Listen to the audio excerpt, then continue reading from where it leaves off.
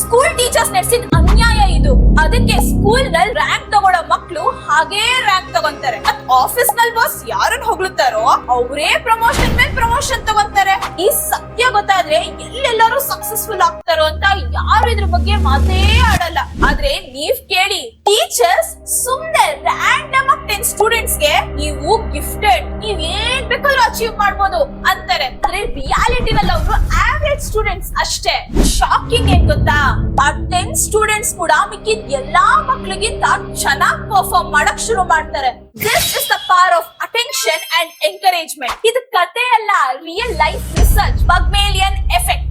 ಅಪ್ಪ ಅಮ್ಮ you capable ಅಂತ ಒಂದ್ ಮಾತು ಹೇಳಿದ್ರೆ ಸಾಕು, ನಮ್ ಬಾಡಿನಲ್ಲಿ ಬರೋ ಎನರ್ಜಿನೇ ಬೇರೆ ಅಲ್ವಾ. ಬೇರೆಯವ್ರು ನಿಮ್ ಮೇಲೆ ಹೈ ಎಕ್ಸ್ಪೆಕ್ಟೇಷನ್ಸ್ ಇಟ್ರೆ, ನಿಮ್ಮನ್ ಚೆನ್ನಾಗಿ ಟ್ರೀಟ್ ಮಾಡಿದ್ರೆ ನಿಮ್ ರಿಯಾಲಿಟಿನೇ ಚೇಂಜ್ ಆಗುತ್ತೆ. ಸ್ಮಾರ್ಟ್, ಸ್ಟ್ರಾಂಗ್, ಸಕ್ಸಸ್ಫುಲ್ ಎಲ್ಲ ಆಗ್ತೀರಾ. ಇದೇ ತರ ನೀವ್ ಇಷ್ಟಪಡೋರ್ಗೆ ಕಾನ್ಫಿಡೆನ್ಸ್ ಕೊಡೋದು ನಿಮ್ ಕೈನಲ್ಲಿದೆ.